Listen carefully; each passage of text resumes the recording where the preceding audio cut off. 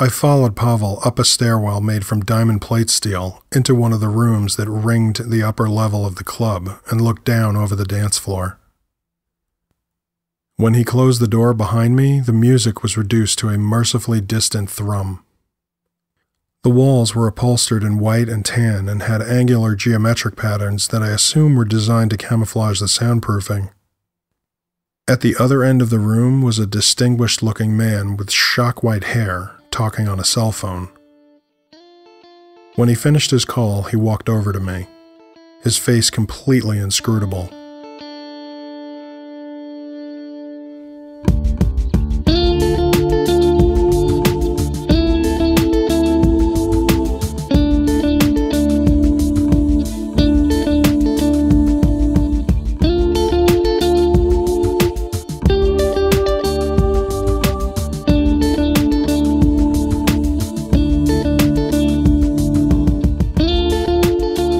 The screen of my smartphone displayed the name Sasha Ostrovsky and the words "Call ended." A moment later, the phone app closed and the screen went dark. The pieces of the conversation I just had were tinkling against each other like bits of broken glass trying hopelessly to fit themselves back together. There was a job offer, and as jobs go, it was a pretty easy one. It was the bullshit around the job that had me concerned. I decided to focus on the job for the moment and sort the rest out later. Sasha wanted me to bring him a cell phone. The fact that this particular phone belonged to someone else was an inconvenience, but a minor one. The time frame was more problematic. I had to deliver the phone to him tomorrow night. That didn't leave me enough time to tail my target around the city waiting for an opportunity to rifle through his pockets. I thought about pumping Samantha for information, as she's connected to half the socialites in New York City and might know the phone's owner. But she was taking every opportunity to grill me about my love life lately, and I really wasn't in the mood. I decided to call in a favor. I brought up Renee Bonner's number and dialed. Slide Magazine, Renee speaking. Renee, this is Ryan Remaker. How are you?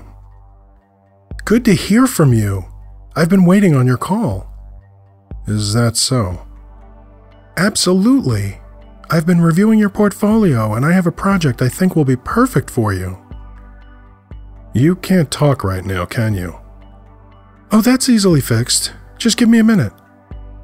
There was a moment of muffled conversation on the other end of the line, followed by the sound of a door closing. Hello. Did I get you at a bad time? Actually, your timing was perfect. That meeting was so boring I was starting to hallucinate. I asked her what she knew about the man I needed to find. You don't know who Arlen Abraham is? I've seen him plastered on half the buses in the city wearing nothing but his boxer briefs, but that doesn't tell me much about him. Actually, that pretty well covers it. He's 22, pretty, and has a nice package, so Madison Avenue loves him. But his 15 minutes are almost up. His first movie premieres in the fall, and he has a habit of screwing girls that are too young for him.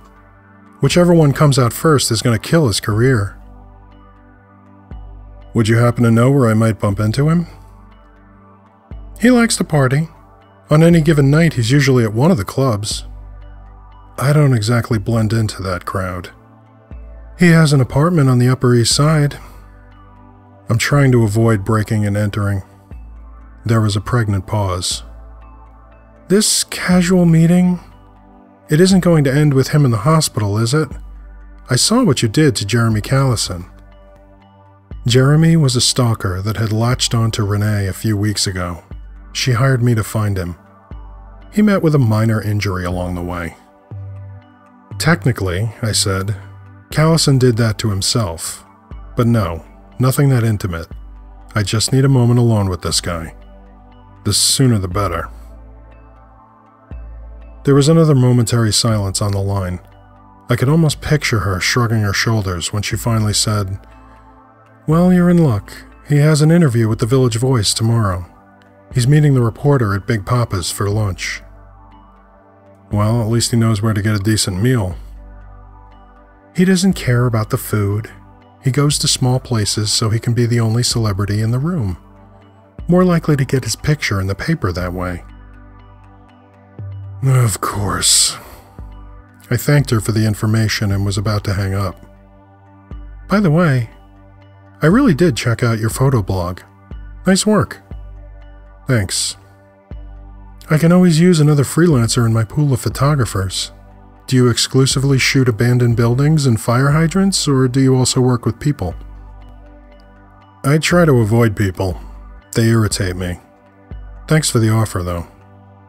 If you change your mind, let me know. I said a polite goodbye and tucked the phone into my pocket. I had a location. Next, I needed a decoy. The following day, I took the 2 train down to Midtown and stopped at a little shop whose sign simply read, "Cell phone repair." Inside, the young woman behind the counter was talking to a middle-aged customer. She was giving him a pleasant and bubbly explanation of the cost and features of one of the cell phones in the display case. He was pretending to listen while staring at her tits. I milled around waiting for them to finish their business. Eventually, he left with a phone and a small shopping bag full of accessories he didn't need. When he was gone, she pulled back a towel that was draped over part of the counter to reveal a set of tools and a smartphone lying face down. She picked up a long implement that looked like it would be more at home in a dentist's office and carefully fitted the tip of the tool into the seam that ran around the side of the phone. "Hello, Ryan. What can I do for you?" In the time it took to ask her the question, she had worked the tool around the entire outside of the phone and popped the back off. Then she plucked various components out of the guts of the phone with a pair of tweezers. "Hi, Maria. I need a phone." Maria made a casual gesture over her shoulder toward the display case behind her. "Take your pick." "Actually, I need one that isn't working." She looked up from her work and considered me for a moment. Then she reached under the counter and pulled out a plastic bin containing a few dozen phones. "I keep these for parts. What are you looking for?" "An iPhone 6. She plucked the phone out of the box and handed it to me. It had a spiderweb of cracks across the screen. "It needs to look normal, just not usable."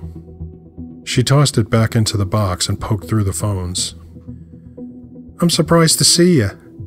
Your name's been coming up in conversation lately. Thought maybe you were laying low for a while," she said without looking up. "Does that really sound like me?" She shook her head and a grin tugged at the corner of her mouth. "What are they saying?" "Oh, you know, this and that." Maria was usually more forthcoming when she had information that I could use, and she was more reserved than usual. Not cold or impolite, just cautious. She rooted around in the bin until she found an iPhone with its screen intact and handed it to me. I gave it a quick once-over, then tucked the phone in my messenger bag. I handed her enough money to pay for the phone several times over, hoping the extra cash would make her more inclined to share whatever she had heard. She took the money with a smile and then went back to gutting the phone on the counter. Whatever was happening, she clearly didn't want to be involved. I thanked her and left. I stopped across the street to adjust my shoulder bag, and when I did, I glanced back at Maria's shop. She was still sitting there at the counter, but she had stopped working. She was just watching me with a genuine look of concern on her face. Not a good sign. I got back on the subway and headed down to my lunch date with Arlen Abraham. A hamburger is the most unpretentious piece of meat in existence. Place it on a bun next to a stack of fries, and you have a near-perfect intersection of comfort and nutrition. I am firmly of the opinion that anyone who tries to dress up a burger with chipotle mayonnaise or serve it next to artisanal cut onion rings should have his thumbs cut off. This is not something I worry about when I eat at Big Papa's. They can prepare your burger a dozen different ways, but what you are served, in its heart, is still unquestionably a burger. When I arrived at Big Papa's, Arlen and the reporter were already seated and the waitress was taking their order. I took a spot at the counter where I could both see and hear them, and I ordered lunch. 15 minutes later, the waitress brought them their food. The reporter ordered a burger loaded with bacon and cheddar cheese, a respectable choice. Arlen ordered a chef's salad. That alone made me want to punch the little fucker. Arlen sat there babbling about himself while relentlessly fiddling with his phone, posting pictures online of the restaurant, the food, and the occasional admirers that approached his table. At first, it was nice to have an excuse to relax and enjoy my lunch while I waited for the best opportunity to grab his phone. After the burger was gone and the pile of fries on my plate was dwindling, I was starting to get a little annoyed. Desperate for some distraction from Arlen's rambling about his favorite hair care products, I started thinking about Sasha. Sasha and I have butted heads a number of times, but over the years we've settled into a grudging mutual respect for each other. Every now and then he'd throw me some work, usually because it was too dangerous to risk any of his own people. I'd get the job done, he'd pay handsomely, and we'd go our separate ways. This job was so simple by comparison, it made me uneasy. Sasha also asked me to deliver the phone to him at his club later that night. The club was one of the few places in the city where people with abilities like mine could gather without drawing attention to ourselves. I spent some time there when it first opened, but the place had a real executive cigar lounge feel to it that didn't really suit me. I haven't been there in more than a year. They had a fire a few months back and I got an invitation to the reopening, but I passed. Being summoned now didn't sit well. My brain was still trying to puzzle all of this out when Arlen finally got up and walked to the back of the restaurant. I breathed a sigh of relief as he ducked through the door to the men's room. I held my glass up and gently rattled the ice cubes at the bottom to signal the waitress that I wanted a refill. She took the glass, turned her back to me, and tucked it under the soda fountain. I reached back into my mind, grabbed the tickling presence of time, and pulled.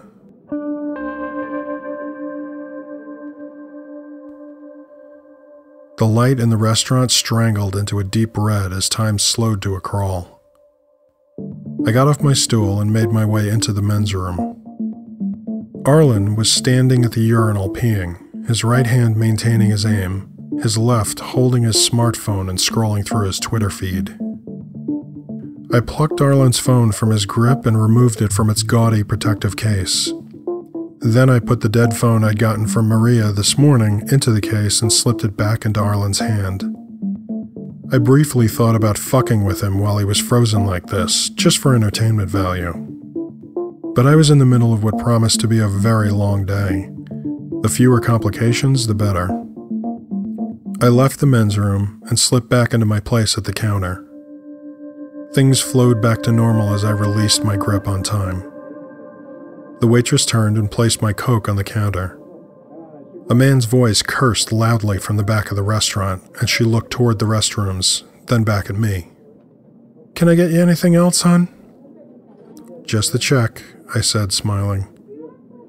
Arlen returned from the men's room and tossed the dead smartphone on the table as he sat down. He pouted through the rest of the interview, while occasionally pressing the power button on the phone, hoping it would come back to life. Eventually, he stopped responding to the reporter altogether, and sat there staring at his phone like a child who wanted to trash his room because one of his toys broke. They left a short time later. When Arlen was gone, I placed his phone on the counter and tapped the home button. Unfortunately, Arlen was smart enough to lock his phone. It would be nice to know why Sasha wanted it, but I didn't have time to try and figure out his passcode. A chime rang from my pocket and I took out my own phone. There was a text from Dee Dee that simply said, "Working," with a question mark. I texted her back. "I was working. Finished for now. What are you doing?" "At the moment, I'm debugging a database query." "Sounds exciting." "You'd be surprised." Really? Yes. A well-written query can be very erotic. You have a t-shirt with all the digits of pi on it, don't you? You can't fit pi on a t-shirt. It's infinite. My shirt only carries it to 1,000 digits. Anyway, do you have plans for tonight? The director's cut of Donnie Darko is playing at the Nighthawk. Actually, I've got to work tonight. A frowning emoji popped up on my screen. I glanced at Arlen's phone, then back at my text with Dee Dee. The second time I saw her, she hacked my phone in under a minute. I'm sure she could do the same with Arlen's phone and wouldn't have any qualms about it if I asked her. I typed the question into my phone. My thumb hovered over the send button for a moment. I still couldn't shake the feeling that this job was going to blow up in my face. I could live with that. It certainly wouldn't be the first time. But protecting the people around me from the chaos of my world is one of my few redeeming qualities. And it was a nice change of pace to have someone around who doesn't know how fucked up my life is. I deleted the message, texted Dee Dee that I would call her later, paid my check, and left. I checked my reflection in a store window a few blocks from Sasha's club. Normally, I don't give a shit how I look, and neither does Sasha. But normally, there aren't any onlookers when we meet in person. Tonight, there would be, and I respect him too much to walk into his club in threadbare jeans and boots. I smoothed down the lapel of my jacket and walked down the block. I walked along Brighton Beach Avenue past several small storefronts. They looked miserable with their security gates down in the sickly glow of the sodium streetlights. I made my way down the street to the large cinder-block building with a single metal door at its far end. There was a mountain of a man standing by the door who smirked at me as I walked up. "They're waiting for you," he said as he nodded toward the door. The door was painted the same uninteresting shade of gray as the rest of the building. Stenciled on the door was the new name of the club. "Nostromo?" I asked. The bouncer broke into a broad smile. "You haven't been here in a while, have you?" He pulled open the door and waved me in with a flourish.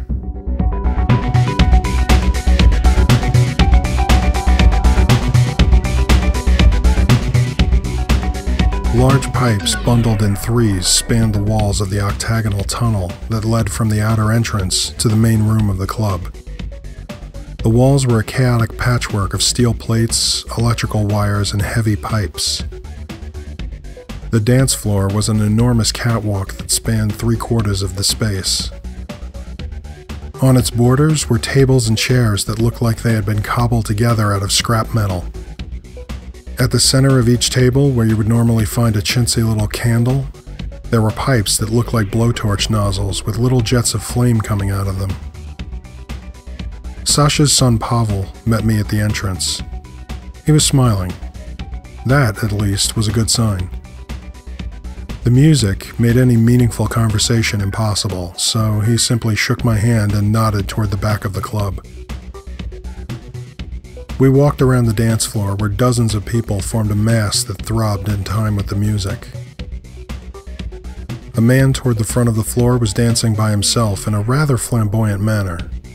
Periodically, a woman would dance over to him, and his hands would trace the outline of her limbs, never touching her.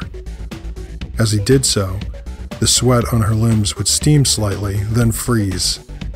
She would dance away with a fine layer of frost on her body and disappear back into the writhing mass of the crowd. A woman danced toward the edge of the floor just as we passed her. She was wearing a skin-tight top with long flowing sleeves that trailed behind her arms as she moved. I felt my ears pop, and a moment later a gust of air whooshed past me, lifting her up above the floor. She threw out her arms and legs, and the rushing air blew the streams of fabric out behind her like a skydiver riding the wind back to earth. The air carried her up over the crowd, and a cheer went up. Then it deposited her into the arms of a young man at the center of the floor. I followed Pavel up a stairwell made from diamond plate steel into one of the rooms that ringed the upper level of the club and looked down over the dance floor. When he closed the door behind me, the music was reduced to a mercifully distant thrum. The walls were upholstered in white and tan and had angular geometric patterns that I assume were designed to camouflage the soundproofing. At the other end of the room was a distinguished-looking man with shock-white hair talking on a cell phone. When he finished his call, he walked over to me, his face completely inscrutable. I produced Arlen's smartphone and handed it over. "Does he know it's gone?" "No, but it won't be long before he figures it out. A day at the most." "I had hoped to have more time." He gave me a severe look. "I was on a tight deadline." He stared me down for another moment, then broke into a smile. "It's good to see you," he said, clapping me on the shoulder. Sasha motioned for me to follow him, but instead of sitting in one of the lush white sofas, we walked up and stood in front of a huge glass window that overlooked the dance floor. "Who's your decorator?" Sasha chuckled and made a sweeping gesture to the room visible through the glass. "All of this was Pavel's idea. He drove me crazy for nearly a year. We need a change, Papa. People need a reason to come, Papa. Trust me, Papa." I didn't see the point. I was perfectly happy with the old place. Then the fire. The momentary flash of disgust that flickered on Sasha's face made me think there was more to the fire than just some faulty wiring. "We had to remodel, so I decided to trust Pavel. When I saw what he'd done to it, I wanted to break his teeth. But we opened the doors and they all came. And they keep coming. This is a slow night for us." As he spoke, I watched a pair of women dancing in a very seductive way under a trio of heavy-duty electrical wires that dangled above the dance floor. The wires looked as though they had been ripped out of a high-voltage transformer. One of the women reached her hand up in the air. The electricity arced down from the cables into her outstretched hand, then pulsed its intensity in time with the music. Her hair flared out with the static electricity. Then it wound itself into delicate swirls that framed her face beautifully. Her partner laughed and took a picture with her cell phone camera. "They can't be like this out there in the world. They need a place to come. And I like having them here. Even if their music is barbaric," he said with a knowing glance. He slipped his fingers under the lapel of my suit jacket and felt the material. "And you fit in much better now that you've found yourself a decent tailor. You look good, my friend." "Friend? And here I thought we were enemies," I said with a smile. Sasha made a broad gesture to the people below us. "I have no enemies, only friends. Some I trust more than others. You? 10 years I've known you, I'm still not sure. Do you know why?" I shrugged. "If you saw a man beating his head against a wall, you'd blame the wall for not getting out of his way." Are we talking about someone in particular, or is this just a general assessment of my character? "Not your character, your judgment. And yes, I'm talking about this kid up in the Bronx, the Latino." "Puño?" "Whatever. He's up there crushing the point under his heel, and he hasn't noticed yet that no one cares. He's still young enough to believe he can take over the world.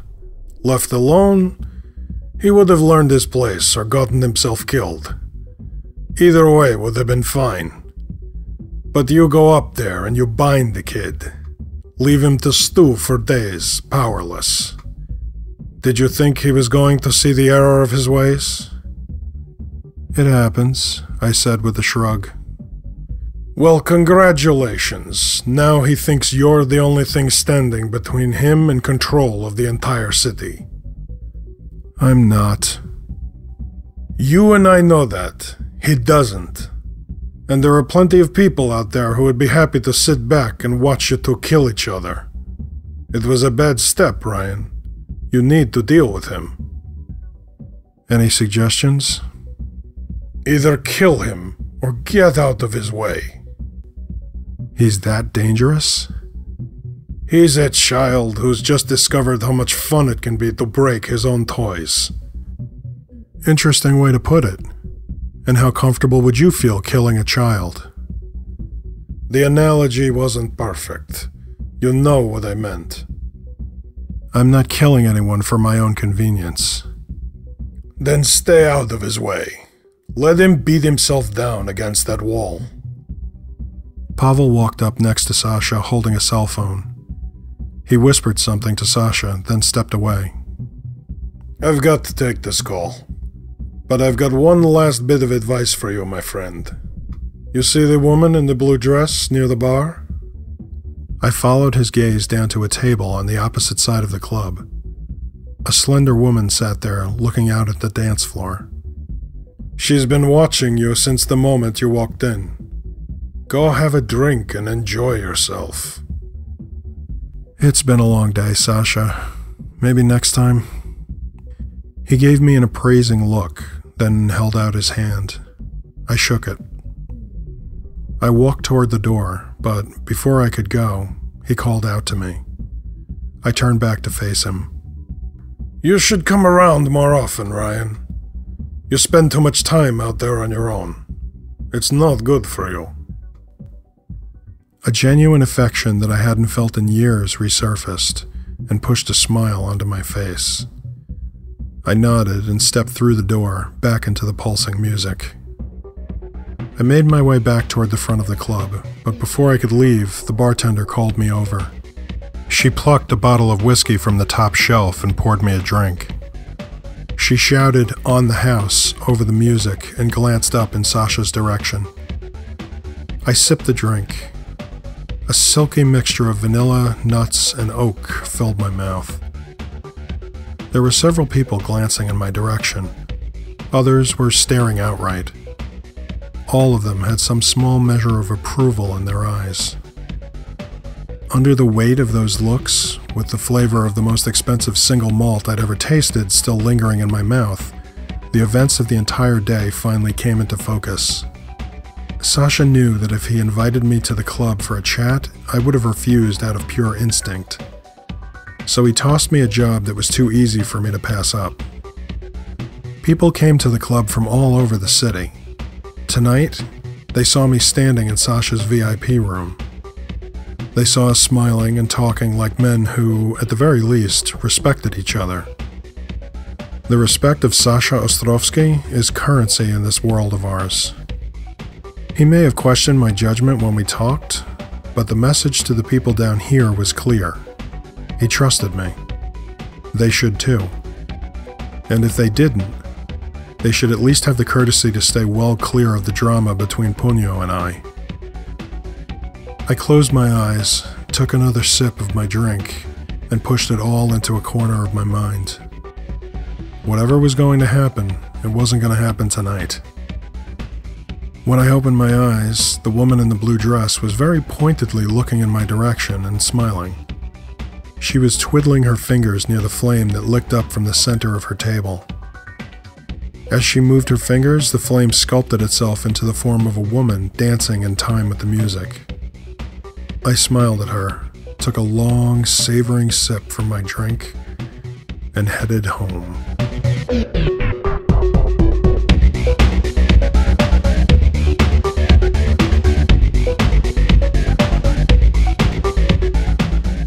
If you've enjoyed this episode, please take a moment to rate the Red Shift Chronicles on iTunes. The Red Shift Chronicles is written and performed by Tom Simonson. The show is recorded by Steve Simonson at String Theory Studios.